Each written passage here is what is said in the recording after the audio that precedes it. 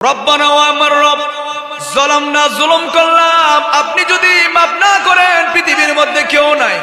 এইভাবে যখন অনুতপ্ত হয়ে চোখের পানি ছাড়াবেন, জমিনে পড়ার আগে আগে যিনি গুনাহ মাফ করে দিবেন বলেন তিনি কে?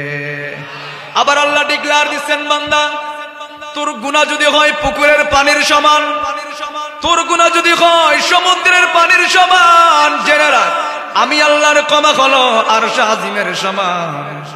তোর গুনাহ যদি এর চাইতে বড় হয়, আমি আল্লাহর দয়া হলো এর চাইতে বড়।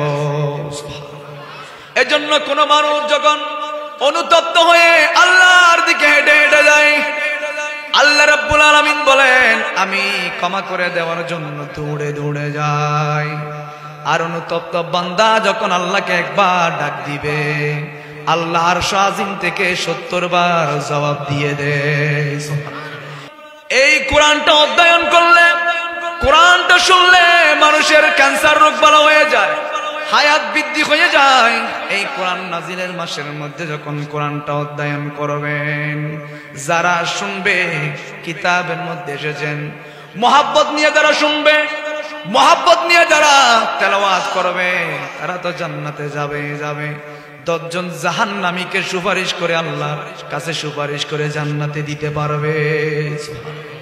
আপনি তো জান্নাতে যাবেনই, জাহান্নামে গিয়েছেন আপনার ফ্যামিলির মধ্যে, এরকম জাহান্নামী 10 জনকে ধরে ধরে আপনি জান্নাতে দিতে পারবেন।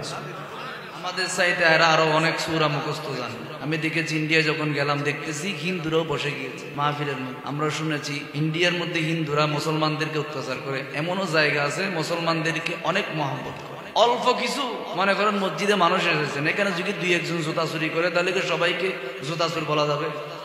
বলা যাবে না। তারাও আমাদের আলোচনা শুনে, তারাও মহব্বত করে। আলহামদুলিল্লাহ, তারাও আমাদের আলোচনা শুনে শুনে অনেক মানুষ মুসলমান হয়ে গেছে। কারণ কোরআনটা এমন, শুনলে আরো শুনতে মন চায়। কারণ দিয়েছেন কে?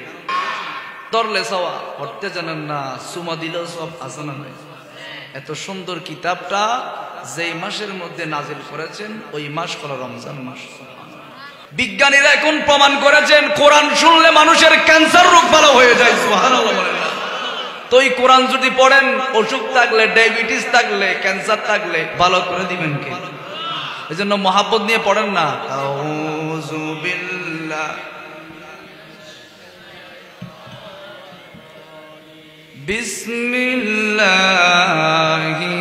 রাহমান ওয়া নুনাজ্জিলু মিনাল কুরআনি মা হুয়া শিফাউন ওয়া রাহমাতুল লিল মুমিনিন ওয়া লা ইয়াজিদুজ যালিমিনা ইল্লা খাসারা।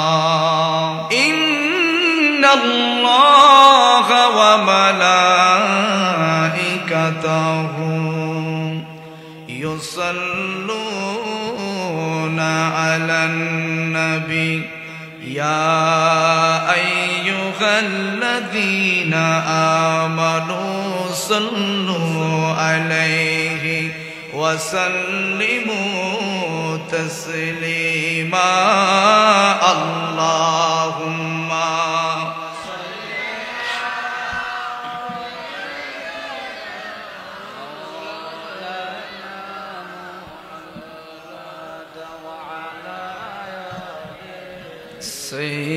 সাইয়্যিদিনা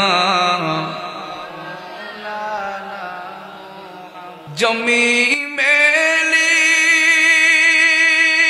নহি খোতি জমন মেলা নহি খোতা মুহাম্মদ के गुलामों का कफन मेला नहीं होता। महबूब की महफिल को महबूब सजाते हैं, आते हैं वही जिनको सरकार बुलाते हैं। এখানে আপনি আসেন নাই, নবীজির দাওয়াত দিয়ে আপনাকে এখানে এনেছেন। আপনার মতো পা আছে, আপনার মতো দেখতে চেহারা, তার অনেক কাজ আছে, অনেক ব্যবসা করতে হবে, অনেক ফ্যামিলিকে সময় দিতে হবে। কিন্তু আপনারাই বলেন মালাকুল মউত যেদিন জান কবজ করবে 1 সেকেন্ড সময় দিবে। আপনারা দেখেছেন আমাদের এলাকার শহীদ বিএনপির কত যুবক, বাঘের মতো ছেলে, কেমন ক্ষমতা ছিল, চট্টগ্রাম দক্ষিণ জেলার সভাপতি ছিল ছাত্র দলের। সে এখন প্রায় 1.5 বছর পর্যন্ত ক্যান্সারে আক্রান্ত হয়ে বাঘের মতো ছেলেটা আজকে যখন ইন্তেকাল করলেন একেবারেই কঙ্কাল নিয়ে কবরে চলে গিয়েছে। ঠিক কিনা বলেন? ক্ষমতা চিরস্থায়ী নয়। এজন্য রব্বুল আলামিন বলেন তাবারাকাল্লাযী বিয়াদিহিল মুলকু ওয়া হুয়া আলা কুল্লি শাইইন কদির। ক্ষমতার মালিক দুনিয়ার কেউ নয়, একজন ক্ষমতার মালিক। চিৎকার দিয়ে বলেন তিনি কে? এর কসাইটার কেউ ক্ষমতাবান নয়। 2 সেকেন্ডের জন্য আপনাকে ক্ষমতা দেওয়া হয়েছে। এজন্য রব্বুল আলামিন বলেন ও বান্দা তুই ক্ষমতা নিয়ে বড়াই করিস না, অহংকার করিস না, তোরা সবাই ফকির। একজন রাজা রয়েছেন, বলেন তিনি কে? ইয়া আইয়ুহান নাসু আনতুমুল ফুকারাউ ইলাল্লাহি ওয়াল্লাহু গনিয়ুল হামিদ। বলেন তিনি কে? আল্লাহ বলেন তোরা তো সবাই ফকির, দুনিয়ার মধ্যে বিল্ডিং এর মালিক, কোটিপতি, এটা তোদের মধ্যে সীমাবদ্ধ রয়েছেন। আমি আল্লাহর কাছে সবাই তোরা ফকির। রাজাকে এই রমজান মাসের মধ্যে স্পেশাল রব্বুল আলামিন কিছু ফেরেশতা জমিনের মধ্যে পাঠিয়ে দেয়। ও ফেরেশতারা একটু দেখো তো, গৌসে পাক গুনিয়াতুত তালিবিন কিতাবের মধ্যে নোট করেছেন, এনেছেন যে আল্লাহ প্রতি রমজানের মধ্যে বিশেষ একটা দৃষ্টি আরোপণ দুনিয়ার মধ্যে করেন। আল্লাহ তো সব জায়গায় বিরাজমান, কিন্তু রমজানের প্রতিটি রাতের মধ্যে বিশেষ একটা দৃষ্টি দুনিয়ার মধ্যে আরোপণ করেন। ওই দৃষ্টির মধ্যে যেই থাকবে ইবাদতের মধ্যে, রিয়াজতের মধ্যে, তাসবিহের মধ্যে, জিকিরের মধ্যে যারা থাকবে আল্লাহ তার জীবনের গুনাহ মাফ করে জান্নাতবাসী করে দিবেন। জান্নাতের মধ্যে আল্লাহকে দেখতে চাই কিনা?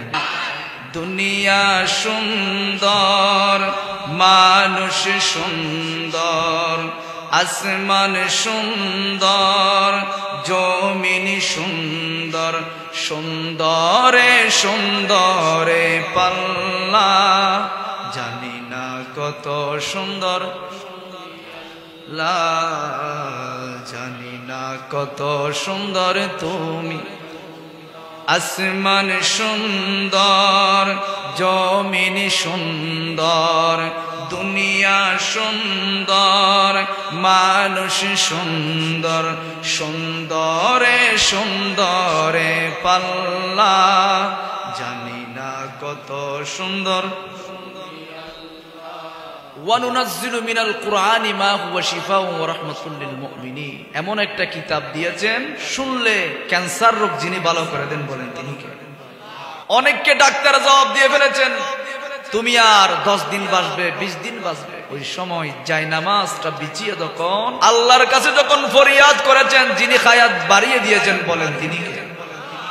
এজন্য রব্বুল আলামিন বলেন ওয়ানুনাজ্জিলু মিনাল কুরআনি মা হুয়া শিফাউন ওয়া রাহমাতুল লিল মুমিনিন ওয়া লা ইয়াজিদুজ জালিমিনা ইল্লা খাসারা। আমার ইমানদাররা যখন কোরআন শুনে, কাদেরকে বলেছেন? এমনি মুনাফিকরা তো কোরআন শুনতেছে, এদের কি কোনো হেদায়েত আছে? আছে? এরপর ওষুধ খায়। মা মারা গিয়েছেন, মায়ের কাটিয়েটা কাদের মধ্যে নিয়েছেন? 2 দিন যায় নাই, ইয়াবা খায়, বাবা খায়, মদ খায়, আছে না নাই? অথচ নবীজি বললেন যারা ইয়াবা খায়, যারা মদ খায়, যারা গাঁজা খায়, ফেন্সিডিল খায়, 1 সপ্তাহ পর্যন্ত যিনি ইবাদত কবুল করেন না, বলেন তিনি কে? এরপর যদি হুঁশ ফিরে না আসে, 40 দিন তার কোনো নামাজ নাই, তার কোনো রোজা নাই, তার কোনো কোরআন তেলাওয়াত নাই, যত কিছু পড়বে 40 দিন পর্যন্ত যিনি কবুল করবেন না, বলেন তিনি কে? কিন্তু মুমিন ব্যক্তিরা যখন কোরআন শুনবে যাদাতুহুম ঈমানাও ওয়া আলা রাব্বিহিম ইয়াতাওয়াক্কালুন, তাদের কলবটা প্রসারিত যিনি করে দিবেন বলেন তিনি কে? এমন একটা মর্যাদাপূর্ণ কিতাব, শোনার সাথে সাথে অন্তরের মধ্যে ব্যথা আছে, দুঃখ আছে, সবগুলা যিনি দূর করে দিবেন বলেন তিনি কে? কিয়ামতের ময়দানে এক শ্রেণীর মানুষকে আলাদা করা হবে, যাদের গলাগুলা জিরাফের গলার মতো আল্লাহ লম্বা করে দিবেন। ফেরেশতারা জিজ্ঞেস করবে, মালিক আপনি এক শ্রেণীর মানুষদেরকে স্বাভাবিক অবস্থায় রেখেছেন, আবার কতগুলাকে জিরাফের গলার মতো লম্বা লম্বা গলা করে দিয়েছেন, রহস্য কি? আল্লাহ বলবে, ও ফেরেশতারা, দুনিয়ায় নেতার স্লোগান দেয় নাই, মাহফিলের মধ্যে চিৎকার দিয়ে বলেছেন আল্লাহ। আরো জোরে বলেন আল্লাহ, বলেন ইয়া রাসূলুল্লাহ, ইয়া রাসূলুল্লাহ। এইভাবে যখন চিৎকার দিয়েছেন আল্লাহ বলবেন, ও ফেরেশতা, তাদের গলাগুলো জিরাফের গলার মতো করে দেন। আমার নবী বললেন, আমার উম্মতরা মান ক্বালা আখিরি কালামিহি লা ইলাহা ইল্লাল্লাহ, যেই ব্যক্তিটা একবার লা ইলাহা ইল্লাল্লাহ পড়বে, ওই যে শাস্তি পাওয়ার পর রব্বুল আলামিন তাকে জান্নাতের মধ্যে দান করবে। সুবহানাল্লাহ। মূসা আলাইহিস সালাম আল্লাহর কাছে প্রশ্ন করলেন, আল্লাহ পৃথিবীর মধ্যে এমন কোন মানুষ রয়েছেন, এমন কোন অত্যাচারী মানুষ রয়েছেন যে মানুষটা জাহান্নামে যাবে? আল্লাহ বলবেন, ও মূসা, জাহান্নামী মানুষ যদি দেখতে হয় অমুক পাহাড়ের মধ্যে গিয়ে বসে থাকো, যে মানুষটা পাহাড় দিয়ে অতিক্রম করবে জেনে রাখো ওই মানুষটা জাহান্নামের মধ্যে যাবে। নাউজুবিল্লাহ। জাহান্নামে কেউ যেতে চায়, তখন উনি গিয়ে ওই পাহাড়ের মধ্যে বসে আছে। দেখা যাচ্ছে ঠিকই একটা মানুষ ছোট একটা বাচ্চাকে নিয়ে কাঁধের মধ্যে নিয়ে ওই পাহাড়টা অতিক্রম করতেছে। মূসা আলাইহিস সালাম বলতেছে, এই সবচেয়ে জাহান্নামী গুনাহ করেছেন, আল্লাহ তাকে জাহান্নামের মধ্যে দিবেন। এবার আল্লাহর কাছে আবার প্রশ্ন করলেন, রব্বুল আলামিন কিয়ামতের ময়দানে যেদিন রব্বুল আলামিন আপনি বিচার করবেন, জান্নাতীরা জান্নাতের মধ্যে যাবেন, জাহান্নামীরা জাহান্নামের মধ্যে যাবেন। আল্লাহ আমার বড় জানতে ইচ্ছা হয়, আমি মূসার সাথে কোন মানুষটা জান্নাতের মধ্যে থাকবে। সুবহানাল্লাহ। এখান থেকে যদি কবুল হয়ে যান, দেখবেন আমল সব একদিকে, এই সুবহানাল্লাহর বিনিময়ে আল্লাহ জান্নাত দান করবে। আল্লাহ আবার বললেন, ও মূসা, জান্নাতি মানুষ যদি দেখতে চাও, একেবারে গুনাহ নাই, আমি বেকসুর মাফ করে দিলাম, আমি তাকে জান্নাতের মধ্যে দান করব রে মূসা। ওই জান্নাতি মানুষ যদি দেখতে হয়, ওই পাহাড়ের মধ্যে বসে থাকো, বিকেল বেলা যেই আসবে তাকে আমি জান্নাতি বলে ঘোষণা করলাম। ওই মানুষটা জান্নাতি বলে আমি ঘোষণা করলাম। উনি বসে আছেন, অপেক্ষা করতেছে, জান্নাতি মানুষ দেখবো। এজন্য নবীজি যখন মসজিদে নববী শরীফের মধ্যে বসেছেন, আমার নবী বললেন, ওমর তুমি জান্নাতের মধ্যে যাবে, ও ফারুক তুমি জান্নাতের মধ্যে যাবে, ও উসমান জিন্নুরেন তুমি জান্নাতের মধ্যে যাবে, আবু বকর সিদ্দিক তুমি জান্নাতের মধ্যে যাবে। সুবহানাল্লাহ বলেন। আমার নবী জান্নাত দিতে পারেন কিনা? আমার নবী জান্নাত দিতে পারেন। এই যে আজকে মাওলা আলী শেরে খুদার কথা বলা হয়েছে, আমার নবীজি মসজিদে নববী শরীফের মধ্যে বসে আছেন। এমন সময় রব্বুল আলামিন জিবরাইলকে পাঠালেন, ও জিবরাইল, আমার বন্ধু বসে আছেন, আমার বন্ধুকে একটা শ্রেষ্ঠ উপহার, এই তলোয়ারটা নিয়ে আমার বন্ধুর হাতে দিয়ে দাও। বুঝতে লেগুন না, কষ্ট নতুন নাই অনরার এলাকার সাধু ভাষা থইতে কারণ, কিন্তু মিডিয়া জনরা দেবেন ইন্ডিয়া হইতে বিভিন্ন দেশের মানুষের উনি এত একটু সাধু, কারণ ইন্ডিয়া যার থেকে তো মনে করেন এসারা বরতন শুরু করি ফজর আজান পর্যন্ত কামিল মাদ্রাসার দস্তরবন্দি অনুষ্ঠান, যারা অনলাইনে অ্যাক্টিভ আছে তারা দেখি বিশাল বিশাল লক্ষ লক্ষ মানুষ, অথচুর আলোচনা তো অনরা সিটাঙ্গের মানুষ বিলে হর একটা সিটাঙ্গে বাসা হন না, তাই যে তোমাদের অনরা কেন আছেন গম আসেন নি, তারা হতজন আর গম শ্বাস করি তো আমরা গম শ্বাস করছি তো, আমি না গম শ্বাস করছেন এটা বলি না, আপনারা কেমন আছেন? হ্যাঁ ভালো আছি, আমি তো গম শ্বাস করি হয়তো এনে সিটাঙ্গে বাসা। তো এই এত লাই যেহেতু বিভিন্ন দেশের মানুষ অনুভূত একটু সাধু বসত, যারা জান্নাতের মধ্যে যাবেন, আমার রহমতুল লিল আলামিন জান্নাতীদের জন্য একটা কনফারেন্স করবেন। ওই কনফারেন্সের মধ্যে আমার রহমতুল লিল আলামিন সূরা ইয়াসিনটা তেলাওয়াত করে শোনাবেন। সুবহানাল্লাহ। আবার একজন জান্নাতি ডেকে বলবেন, রব্বুল আলামিন আপনার হাবিব তো সূরা ইয়াসিন তেলাওয়াত করেছেন, ও আল্লাহ আমাদের মন চায় আপনি রবকে একবার দেখার জন্য। সুবহানাল্লাহ বলে আল্লাহ গায়েব থেকে আওয়াজ দিয়ে বলবেন, ও বান্দা দুনিয়ার সুখে দেখার জন্য পৃথিবীর মধ্যে এমন কোন মানুষ আমি সৃষ্টি করে নাই, একমাত্র আমি যাকে হাবিবুল্লাহ বলেছি ওই নবীকে দেখার জন্য যিনি দাওয়াত দিয়েছেন বলেন তিনি কে? আমার নবীকে দাওয়াত দিয়ে নিয়ে গেলেন আরশ আজিমের মধ্যে, আমার নবীকে দেখা দিয়েছেন। শুধু তাই নয়, এক বিন্দু পর্যন্ত বাঁকা ছিল না। আমার আল্লাহ আমার নবীকে দেখেছেন। আল্লাহ ওই সময়ে বলবেন, বান্দা কপালের চুকে দেখার মতো ক্যাপাসিটি তোদের নাই, যেহেতু তোরা প্রশ্নেই তুলে ফেললি আমাকে দেখার জন্য, তোরা যেহেতু বলে ফেললি আমি আল্লাহকে দেখবি, প্রস্তুত হয়। এভাবে আল্লাহ বলবেন, রব্বুল আলামিন জান্নাতীদেরকে একটা কনফারেন্সের মধ্যে সূরা রহমানটা তেলাওয়াত করে আল্লাহ শোনাবে। সুবহানাল্লাহ। আর রহমানু আল্লামাল কুরআনা খালাকাল ইনসান আল্লামাহুল। আল্লাহ আমাদেরকেও জান্নাতি হিসেবে কবুল করুক। আল্লাহ সূরা রহমানটা শোনাবেন, ওখানে একজন জাহান্নামী জাহান্নাম থেকে চিৎকার দিয়ে বলবে জাহান্নামে নিয়ে যাবে। ইন দি মিন টাইম ওই সময় বলবে, আল্লাহ আপনি আমার প্রতি ব্যভিচার করেছেন, আল্লাহ আপনি আমার প্রতি জুলুম করেছেন, আল্লাহ আপনি যে আমাকে জাহান্নামের মধ্যে দিচ্ছেন আপনি আমার প্রতি জুলুম করেছেন।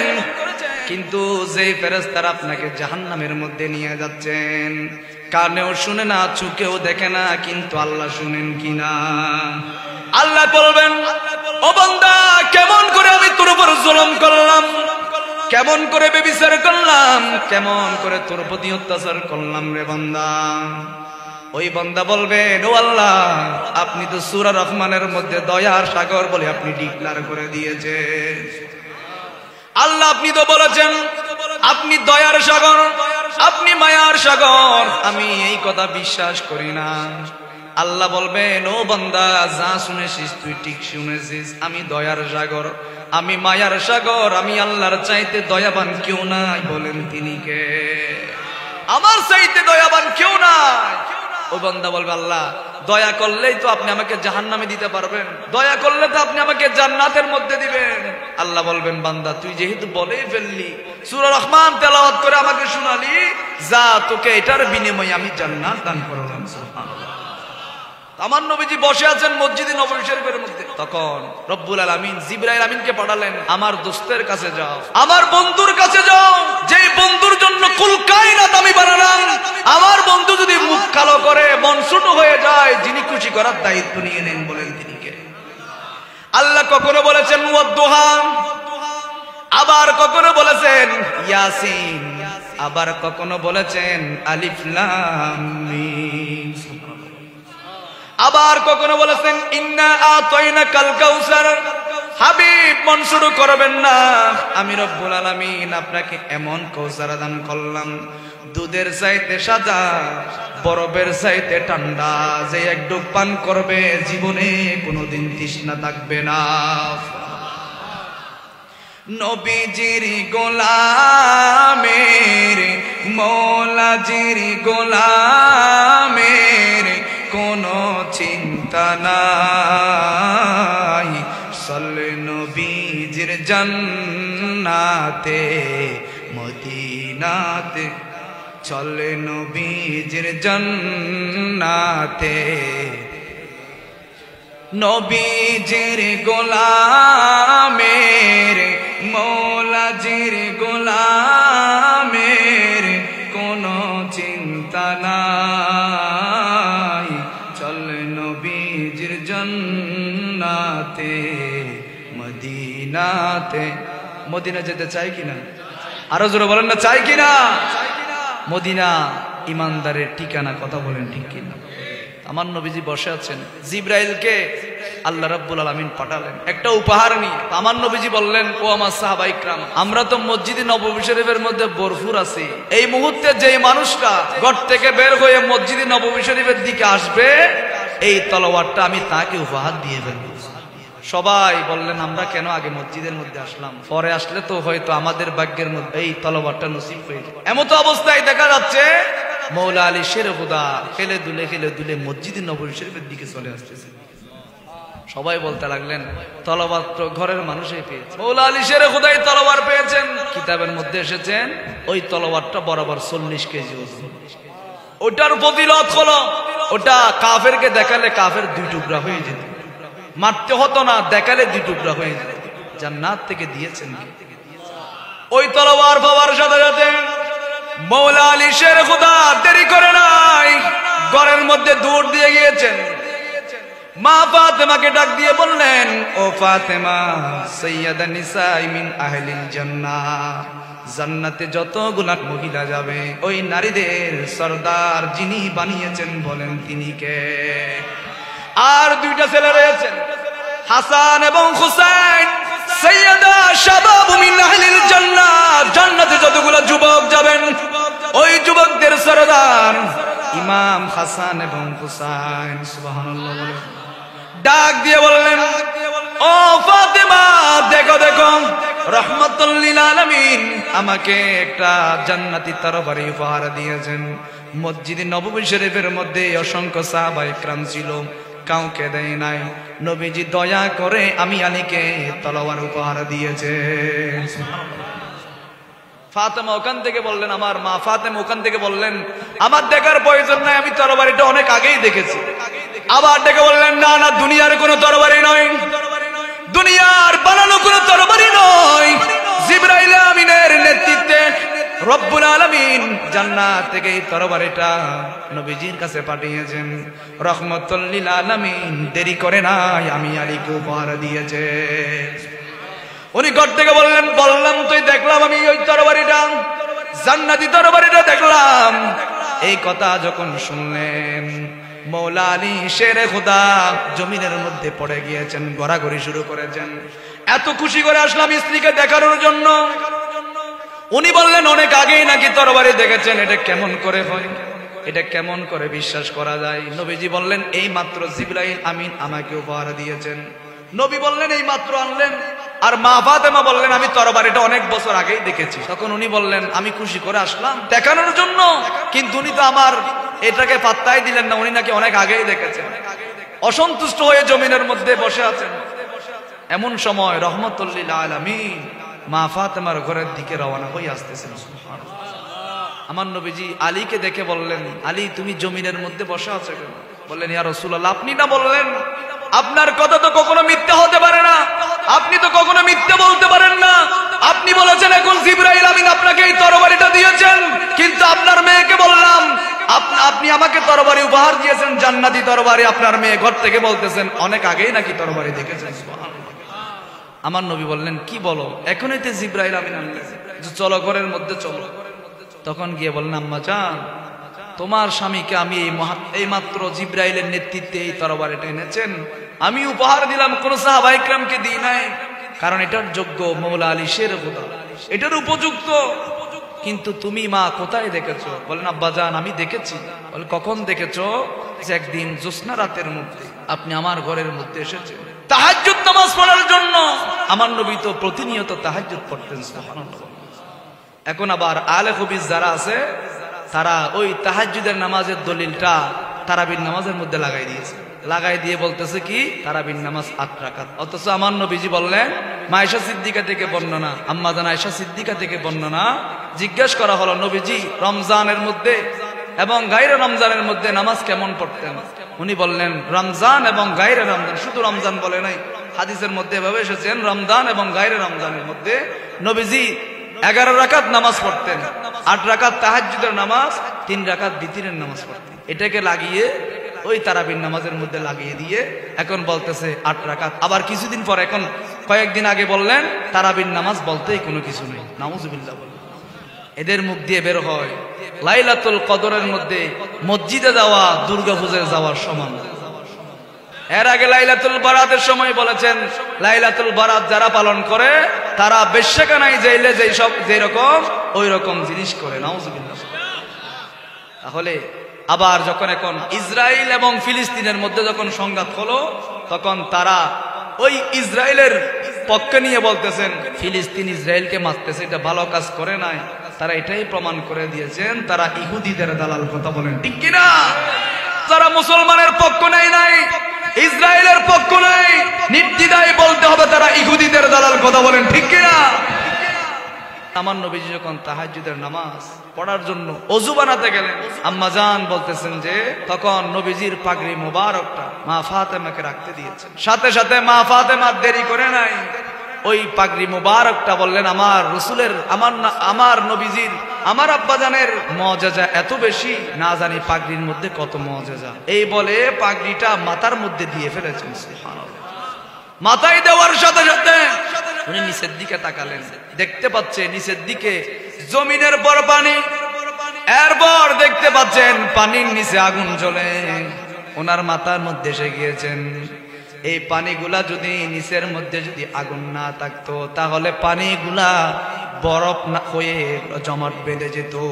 সুবহানাল্লাহ। নিচের দিকে দেখা শেষ, উপরের দিকে যখন দেখলেন প্রথম আসমানের সেই ফেরেশতা জিজ্ঞেস করলেন মানান্তা, আপনি কে?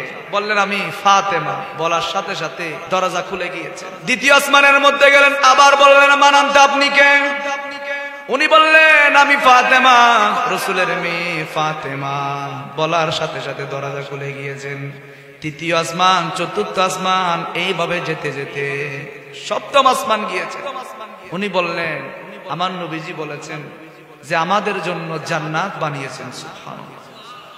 জাহান্নাম আমাদের জন্য বানিয়েছেন, জান্নাত বানিয়েছেন, জাহান্নাম বানিয়েছেন। আমি একটু জাহান্নামটা পরিলক্ষিত করব, জাহান্নাম দেখব।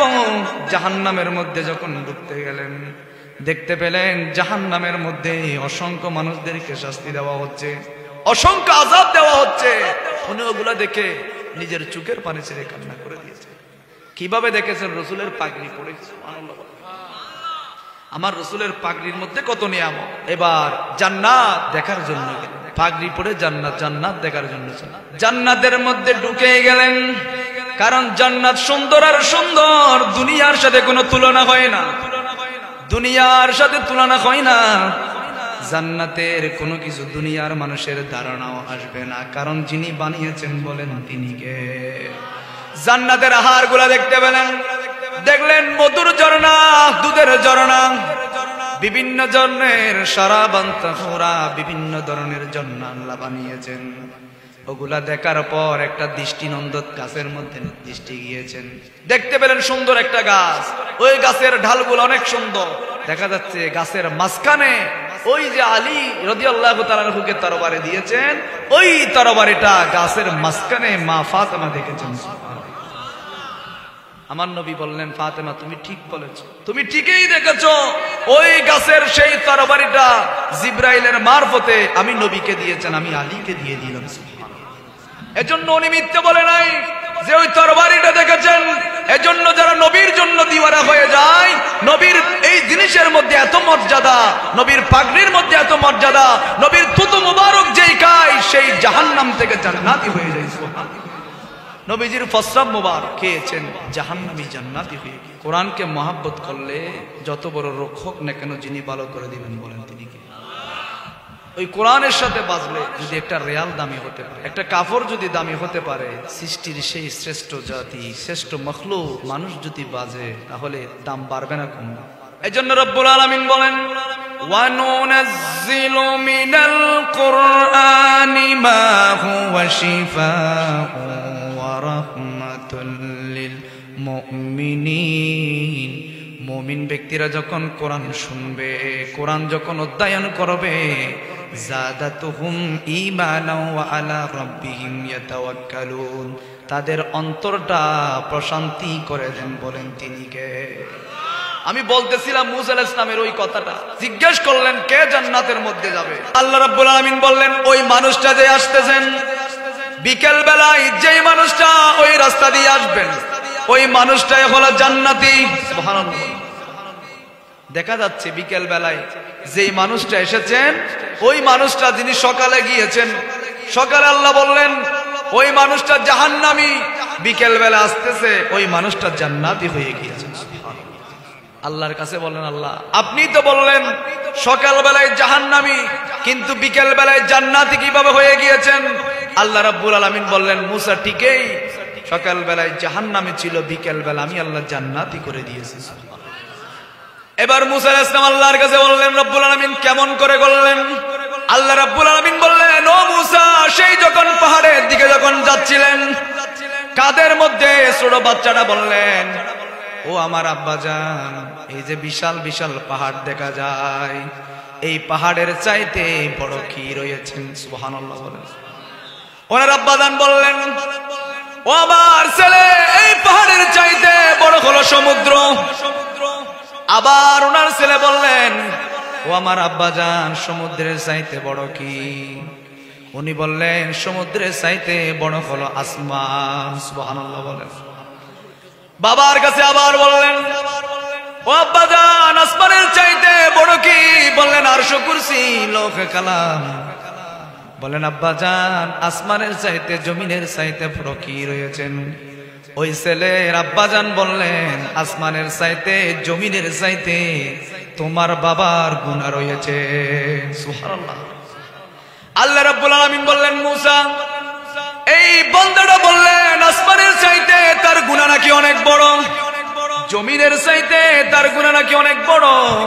এই জিনিসটা একজন পছন্দ করেছেন, বলেন তিনি কে?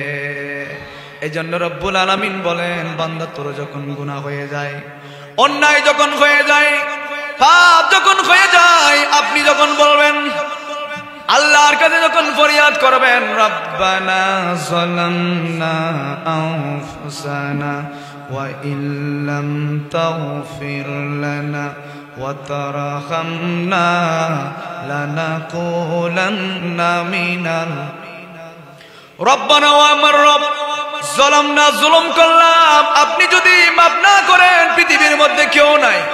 এইভাবে যখন অনুতপ্ত হয়ে চোখের পানি ছাড়াবেন, জমিনে পড়ার আগে আগে যিনি গুনাহ মাফ করে দিবেন বলেন তিনি কে? আবার আল্লাহ ডিক্লার দিচ্ছেন বান্দা তোর গুনাহ যদি হয় পুকুরের পানির সমান, তোর গুনাহ যদি হয় সমুদ্রের পানির সমান, জেনে রাখ আমি আল্লাহর ক্ষমা হলো আরশ আজিমের সমান। তোর গুনাহ যদি এর চাইতে বড় হয়, আমি আল্লাহর দয়া হলো এর চাইতে বড়। এজন্য কোন মানুষ যখন অনুতপ্ত হয়ে আল্লাহর দিকে হেঁটে হেঁটে যায়, আল্লাহ রাব্বুল আলামিন বলেন আমি ক্ষমা করে দেওয়ার জন্য দৌড়ে দৌড়ে যাই। আর অনুতপ্ত বান্দা যখন আল্লাহকে একবার ডাক দিবে, আল্লাহ আরশ আজিম থেকে 70 বার জবাব দিয়ে দেয়। এজন্য রব্বুল আলামিন বলেন এই কোরআনটা অধ্যয়ন করলে, কোরআনটা শুনলে মানুষের ক্যান্সার রোগ ভালো হয়ে যায়, হায়াত বৃদ্ধি হয়ে যায়। এই কোরআন নাজিলের মাসের মধ্যে যখন কোরআনটা অধ্যয়ন করবেন, যারা শুনবে কিতাবের মধ্যে এসেছেন মহাব্বত নিয়ে যারা শুনবে, মহাব্বত নিয়ে যারা তেলাওয়াত করবে, তারা তো জান্নাতে যাবে। 10 জন জাহান্নামীকে সুপারিশ করে আল্লাহর কাছে সুপারিশ করে জান্নাতে দিতে পারবে। আপনি তো জান্নাতে যাবেনই, জাহান্নামে গিয়েছেন আপনার ফ্যামিলির মধ্যে, এরকম জাহান্নামী 10 জনকে ধরে ধরে আপনি জান্নাতে দিতে পারবেন। ও গো কামিলিওয়ালা, ও গো মদিনাওয়ালা, ও গো কামিলিওয়ালা, ও গো তোমারই জন্য জগত জ্বালা, কামিলিওয়ালা মদিনাওয়ালা, ও গো কামিলিওয়ালা তোমারই জন্য জগত জ্বালা, কামিলিওয়ালা লা, ও গো কামিলিওয়ালা তুমি